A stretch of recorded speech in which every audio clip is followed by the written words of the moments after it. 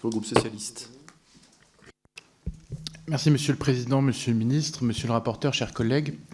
Il serait juste de commencer la discussion qui nous réunit aujourd'hui en rappelant la profonde inquiétude avec laquelle le groupe socialiste aborde la discussion de ce projet de loi constitutionnelle qui est finalement le fruit de la seule volonté du gouvernement. Notre Assemblée aurait pu avoir, alors que nous arrivons au terme de la période prévue par les accords de Nouméa, un nouveau rendez-vous avec l'histoire. Pourtant, aujourd'hui et dans les semaines à venir, nous examinerons un projet de loi constitutionnelle visant à élargir le corps électoral de la Nouvelle-Calédonie qui rompt avec la pratique institutionnelle et les fragiles équilibres trouvés avec les accords de Matignon en 1988, puis ceux de Nouméa en 1988, avec donc deux premiers ministres socialistes, Michel Rocard puis Lionel Jospin. Aujourd'hui, force est de le reconnaître, la crise institutionnelle couve. La gestion des événements par le gouvernement ne conduit pas à la seule chose qui devrait guider notre action, l'apaisement. Nous regrettons donc tout d'abord et essentiellement, et nous aurons l'occasion de le rappeler dans les débats s'ils adviennent, la méthode choisie avec le texte qui vient précipiter le mouvement de modification du corps électoral au détriment d'un accord global des différentes parties calédoniennes. Vous semblez ainsi retirer de la balance du dialogue l'un des éléments clés et surtout, cette réforme entraînerait une modification potentielle de la Constitution avant tout accord. À cet égard, nous partageons l'analyse du Conseil d'État lorsqu'il rappelle que l'accord de Nouméa, signé en 1988, constitue au terme du point 5 de son préambule une solution négociée de nature consensuelle qui a mis en place l'organisation politique de la Nouvelle-Calédonie et les modalités de son émancipation. Or, aujourd'hui, les conditions ne sont pas réunies pour modifier le corps électoral puisqu'elles ne sont ni négociées ni consensuelles. Il nous faut donc être vigilants pour que ce processus de décolonisation soit abouti et complet. Et il serait intolérable que ce projet de loi soit une remise en cause d'une part de l'autodétermination et d'autre part du processus. C'est pourquoi, Monsieur le Ministre, ce texte doit, en tout état de cause, être retiré à ce stade.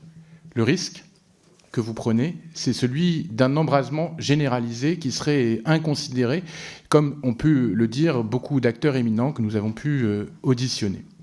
À l'occasion de l'examen de ce texte portant report du renouvellement général du Congrès et des assemblées de province de Nouvelle-Calédonie, nous avions pourtant demandé du temps au temps, c'était il y a quelques semaines, et nous préconisions d'adopter le délai supplémentaire suggéré par le Conseil d'État en nous laissant notamment la possibilité de réunir des élections jusqu'en novembre 2025, sans succès.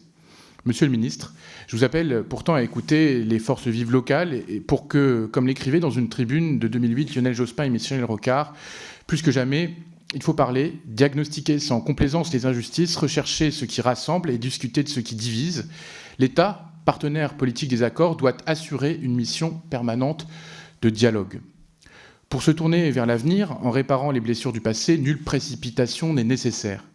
Les manifestations qui se sont déroulées récemment, mobilisant près de 20% du corps électoral, et pas 10, s'ajoutent à la crise du nickel. Les tensions politiques et économiques qui s'additionnent marquent donc la réactivation de la bipolarisation et sont les signaux complémentaires que votre texte divise plus qu'il ne rassemble.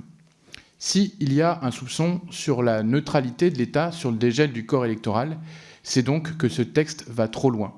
La théorie des apparences doit l'emporter. Je soutiens à cet égard la proposition formulée dans le rapport d'étape de nos collègues de la mission d'information sur l'avenir institutionnel des Outre-mer, qui est de créer, et mon collègue Gosselin le rappelait à l'instant, une mission impartiale dans le but d'aboutir à un accord global. Cela suppose donc de suspendre le processus de cette réforme constitutionnelle pour retrouver le chemin du dialogue. Au regard du contexte, il apparaît donc urgent de laisser le temps nécessaire aux différentes parties pour parvenir à une solution négociée, pacifique et durable. La prise en main de ce dossier par la place Beauvau, et ce n'est pas à vous, Monsieur le Ministre, que je critique, mais c'est plutôt le fait que ça soit passé de niveau primo-ministériel à un niveau ministériel, n'est pas de nature à poser un cadre permettant des négociations sereines.